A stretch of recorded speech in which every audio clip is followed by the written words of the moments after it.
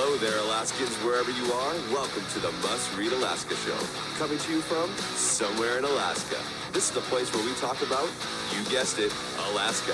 Where we keep the mainstream media on their toes and where we are standing up for what's right in a world run by leftists. You can find out more by heading over to mustreadalaska.com and also checking out the Must Read Alaska YouTube channel for some really great content. But first, let's get this party started. Welcome, everybody, to the Must Read Alaska Show. I'm your host, John Quick, coming to you live from somewhere in Alaska. I hope everybody's having a phenomenal summer so far.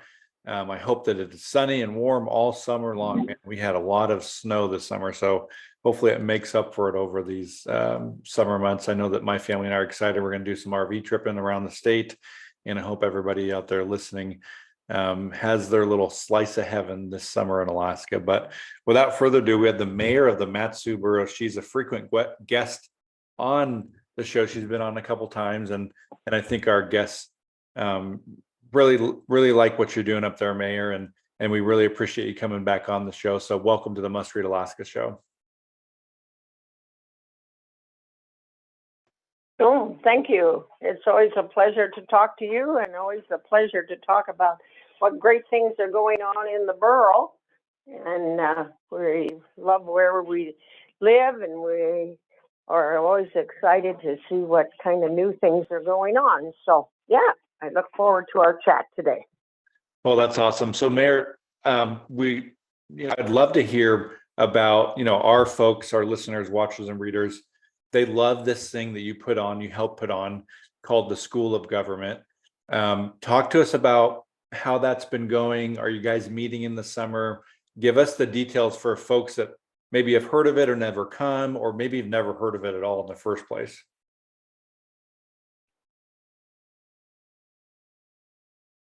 Okay. All righty. Well, we are going on 2.5 years at the School of Government. And yes, we are meeting this summer. We meet on the second and fourth Monday nights at Real Life Church on the Palmer-Wasilla Highway. Pastor there has been very gracious to us, and so we've been meeting there. And our mission is to educate, motivate people, and get them involved in their government. And whether that means to testify at a meeting, means to write an email to some elected official, show up, like I said, to a meeting, apply for boards and commissions, either on the local level with the local municipalities. And we have, the city of Wasilla, city of Palmer, and city of Houston, all who have boards and commissions, as well as the borough. And of course, there's boards and commissions on the state level. And like I said, our first thing is to educate, to realize that we live in a republic, and then to take and inform them on the issues that's going on. And that's mostly what our meetings are. We don't, although we call it School of the Government, we don't have any tuition or don't take attendance records or anything like that.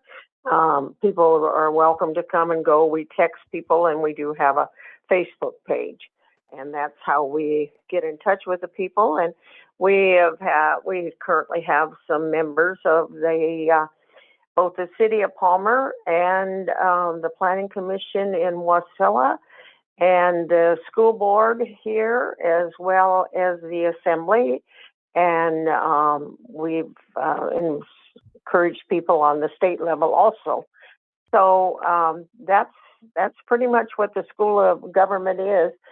We've had a challenge here on a library book in the borough libraries, and so that was our most recent. The borough's never used the policy and procedures on a challenge book before, so we had the speaker who had filed a challenge come and talk to us about that procedure. We don't have the final report yet from the borough administration regarding what their decision is about that. Our libraries, of course, are separate from the school libraries, and so the school board's handling that. And now that the legislature is out of session, we will be having some of the legislators come and talk to us about what is in what they've seen, what they felt, and just how we're going to attack some of these and come up with solutions for some of these problems and challenges on the state level that we get wrapped around every time and end up spending a lot of time and probably more time than some of them want to. So that's pretty much the School of Government. It's not a closed organization. We have all different kinds of people that come and attend. Some of them agree with our speakers and the actions that they've taken. Some of them, are in support of them, and especially last year when we had all of the local candidates, both for school board, for the borough assemblies, for the city council, and for the state legislature come, and people could hear and then decide if they wanted a yard sign or if they wanted to contribute or volunteer in some way to help on those campaigns. So again, it's just to educate and involve them or motivate them and get them involved. And whether the decision is what they would like or not, they realize at least they've been part of the process and are making a contribution and taking a stand for what they believe in. We have nonpartisans, Republicans, Democrats, Green Party, Independents. We've had attendance by all of those parties throughout the time we've had the School of Government. So thanks for asking.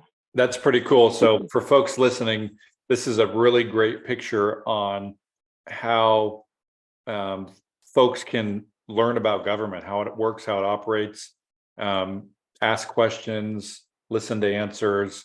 If you're wondering how the heck to get involved in the Mat-Su Borough, if you live around that area, I really want to encourage you to go check this out. All different kind of political parties have shown up, as you heard the mayor said, and they have different kind of speakers. You're going to probably find circumstances where you agree with one speaker, maybe don't agree with another speaker. And I hope that other folks around the state copy what you guys are doing, because I think it's a great way to find some community in this political world, which is often frustrating to be a part of. And I bet that there's friendships made and memories made during this long-standing now School of Government. So kudos for you and the crew for doing that. I think it's a big asset for the borough. Thank you. Yeah, we really are enjoying it very, very much. Thank you. So let's shift gears here, Mayor. I think recently, maybe in the last couple of weeks, you guys, the Mat-Su Borough passed your new budget. Talk to us about what that process was like, what the new budget's looking like, from a 30,000 foot view for maybe folks that live in your area and didn't even realize. Sometimes folks don't even realize you live in the Mat-Su Borough, the budget just got passed. So give us the rundown on what that budget kind of looks like from a high level perspective. Okay. Well, kudos to our assembly and our school board. Our borough appropriates the money for the school board, and so in the school district, and so they did a $77 million ask at the beginning. I think that was probably about the first week in February, and we had some meetings with them, joint assembly and school board members, and then the school board, and we do have a very conservative, at least 6-1 conservative school board here in the Valley. And so we asked them to relook at their budget. We had proposed for the borough taxpayers a 8.8 mill levy. Last year was 8.9. And we said, we really, because of course, our assessed valuation on properties continue to rise. This last year was only about 7% instead of the 13 to 15% it was the year before, but still, an increase. And so we asked the school board to relook at their budget and what they might, especially they had some leftover COVID money yet that they hadn't spent. And of course, they were sort of taking it by faith because the legislature hadn't adjourned yet with what amount they were going to be able to get. They felt pretty good that they were going to get some additional BSA money, but weren't quite sure. So they came back to us with a resolution saying that they would reduce their ask from $77 million to $72 million. So that was $5 million there. So that really was able to lower our mill levy. And then again, we weren't sure about being able to get our school bond indebtedness reimbursed, but we thought, well, we do have some good legislators down there, and we know they do care about the obligations that they've made in the past to us. So the assembly sharpened the pencil a little bit, and we ended up with an 8.3 mill levy, which on our average price house here in the valley is about $360,000, and so that'll end up being about another $100 to $120, depending on what road service area and what fire service area you live in. So outside the city of Palmer and Wasilla and the city of Houston, we have road service areas which has a mill levy, and also the fire service area. And our borough administration was following the lead of the assembly and working closely with them, and they asked those road service areas and fire service areas that to really look at what mill levy they needed, and to be sure they weren't stockpiling,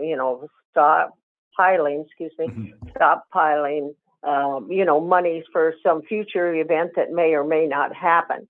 And so we have been blessed by the state to take and appropriate many of our fire service buildings. So it wasn't like we needed some new buildings in any part of the borough. We did need a couple of fire trucks, but they happened to be like on the city of Wasilla's fire service area, which, as anybody that's in the borough knows, how much the retail area and sales tax area has been increased in the city of Wasilla. So everybody was really just working together, and the budget passed, 7-0. And I did not do any vetoes, and I didn't take it because I do have that right. I don't vote, but I do have the veto pen, and I could see how hard everybody was working, and I think the people in the borough realize that we are dealing with inflation because every time we buy a ream of paper at either the school district or at the borough administration, that has increased. So for us to be able to keep that mill levy down was a real blessing. And so that's where we are regarding going into this year. And the legislature did pass our school bonded indebtedness, so we will be reimbursed for those payments that we have to make this year. And then we will be here in probably within the next 6 weeks, be breaking ground for a new Matsu Central School. It's the largest school that we have in the valley, and what it really is a correspondence school. And what we see, what I personally see in that is that parents want to have a bigger responsibility in personal education. Not all of them have the opportunity to be able to homeschool, but they can do and be more of a part of their school children's curriculum and with a little help. And so they have a number of counselors in Matsu Central School, and that do have projects. And so we were going to be building that debt free. And that is because the year ago in the legislature, they reimbursed the school bonded indebtedness that had not been paid for like 8 years, that Wow. we had been being paid by the school, by the taxpayer, making up those. And so then also the school district contributed some of theirs, and as well as we're going to be saving the rental payments that we have been. And of course, we don't have any interest now on this. And so, and then just a few months ago, we were able to cut the ribbon on Houston High, which was a school that was damaged by the earthquake. And so in 2000, I think it was 2018. And so that rebuild between FEMA and the Congress, some money from Murkowski and Sullivan's, as well as money from the state, as well as from our insurance payments. So that school also is debt free. Wow. And so we are really enjoying some great blessings here in the valley. So yeah. That's great. How it seems like you have a great relationship with the assembly and the school board and the superintendent. How important is that for you to, be the leader of the borough and have that good relationship? Because I think oftentimes what we see in other areas of Alaska is people constantly arguing amongst each other, bickering in the public square, and really not a whole lot of people getting along in the political world. You've taken a different approach, and I don't think you've ever spoken badly about anybody anytime you've been on this podcast, which is an anomaly for some. So talk to me about your kind of philosophy of politics and how you govern. Thank you for that nice compliment. Yeah, what I encourage the people and what we teach at the School of Government to remember that to keep the arguments on the issue, because you want a building in town painted pink and I want it to be purple, doesn't mean that we don't need to speak badly about the other person. It's just that we disagree on that issue, and 6 months from now, 6 minutes from now, we will probably be agreeing and working together. And so if you can do that, and you realize that no matter how objective we want to be, we all have our own colored lenses and filters that we look at things through. And I'm sure there are people that would be more liberal in growing government in the valley. But right now, we do not have that philosophy I don't think any of the city councils or the school district or school board or the assembly. We realize that government has a very limited, or should have a very limited role in our life. Really for, education and public safety is probably the two big things. Then of course, roads, and then we pull on to roads and fire, I guess, of course, and EMS come under safety. But if you can, try to do that. And of course, people, we all have tempers, and we all, end up or have tired when we're discussing some stuff, or maybe we haven't eaten or something like that. And so just to give each other some latitude and some room for us to all to grow into what we see as best, and trying to convince the other person, but don't be upset with the fact that they can't see what you see. And lots of times you can't see what they see. So, so that, I think, has been sort of my philosophy, is a year from now, unless it's something really emergency, it's probably not even going to be remembered if we're both willing to realize that it probably worked out to the best, and maybe it wasn't either one of our ideas, it was somebody else's. Well, I like that philosophy. Talk to me a little bit about, the Mat-Su Borough, I think, is the fastest growing, if not one of the fastest growing areas in Alaska. Seems to be a lot of folks leaving Anchorage to go live in the Mat-Su Borough. How do you keep up with that growth as the mayor? You got staff, you have planning needs, you have fire needs, you have all kinds of needs, parks, ports. Talk to me about how the borough's been able to kind of keep up with that growth that's happening. Well, I guess, laughingly, that may not be the opinion of some people that were really, keeping up with the growth.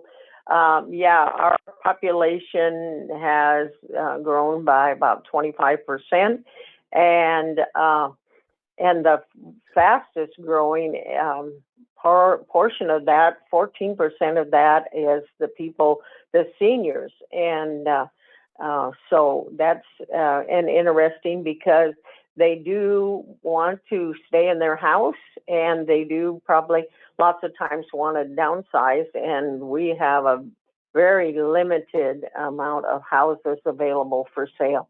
And I think, with, whether it's the opioid settlement that we're going to get here, or, whether it is going to be the comprehensive plan that we're looking at that hasn't been updated for almost 10 years, we're reaching out to the community as much as possible, and trying to, all of our assembly meetings are online. People can call or come in. And again, going back to the fact, because they may disagree with you about how you should be handling such, let's just say roads, how bad the roads are. Of course, last year with all of the snow, I can't even tell you how many calls we got regarding, the snow plow would come by and leave a berm in the driveway, and especially with people being gone, even if they were maybe even gone just a week, or or 5 days or something, they'd come home, and not only would there be a berm there, but their driveway, they wouldn't even be able to get into their driveway. And so one of the things we're working with our contractors is after the plow goes down the road, is that there is a pickup with a small plow on the back and the front to come and to take out those berms, and try to. We can't do anybody's driveway, of course, but we do try to not hinder them getting out of their driveway. And then that, of course, ties into just what I was talking about. The age that the generation that I am is the generation that is the fastest growing. And as I said earlier, those people want to stay in their homes, or they do want to come out and buy a home out here, and so some of them aren't physically able. But we've just heard story after story about how in different neighborhoods and subdivisions, the people are really getting to know their people, that the person that lives across the street, or 3 houses down, they're paying more attention, not like in a stalking way, but just noticing, okay, they look like they have a handicap plate, on their vehicle. What does that mean? Do they have a son that can come and plow the driveway, or maybe they don't. Maybe they don't have family out here or close enough friends. And so we've had some excellent stories told to us regarding how people really reach out to other people, and that makes, I believe, the Matsu Borough great to live in. Awesome. Well, Mayor, the time has flown by. We've quickly gone through 20 or 25 minutes here. So before we head off, do you have any last minute thoughts? The floor is yours. Oh, thank you. One of the big projects that we're excited about and sort of in awe about is the Arctic Winter Games, which will be in the Valley in 10 months. It'll be here the first week and second week of March of 2024. And that will bring in probably around 2,000 participants and probably another 3,000 to 5,000 spectators. And so we're gearing up for that. Again, we're thankful to the legislature for giving them $1.5 million, and then the city of Wasilla just in their budget allocated 100,000. And so the community is really coming along behind that. These are they are international games. We will have people, of course, not only from Canada and around the state, but from other countries coming. And so we're really excited, like I said, about that. And then also a little bit awestruck about, what exactly and how exactly are we going to handle all of those people. So they have a very active committee. So just asking people to put that on the calendar and come and see some great events that'll be taking place. And as it will be stretching us in the Valley, but our motto in the Valley is that the Matsu Borough is the best place to work, live, and play. And so there will be, of course, people working on the Arctic Winter Games. There will be people that will be playing, and the people will be living the Arctic Winter Games. So that's something that's coming up, and we're excited about that. Well, awesome, Mayor. I really appreciate you joining us here on the Must Read Alaska show. You're welcome back anytime, and we wish you nothing but success. Thank you. Congratulations on your budget and lowering the mill rate, it sounds, and being able to work in a positive way with not only your assembly, but the school board and the superintendent. I think that more people in elected positions should glean from what you're doing there in the Matsu Borough, because you're making a difference and you're not screaming at people. So nice work. Well, I do want to thank everybody that listens, watches, and reads Must Read Alaska. If you want to help keep the lights on here at Must Read Alaska, you can head over to mustreadalaska.com. On the right-hand side there, there's a little donate button. Any $5, $10, $100 helps keep the lights on here at Must Read Alaska.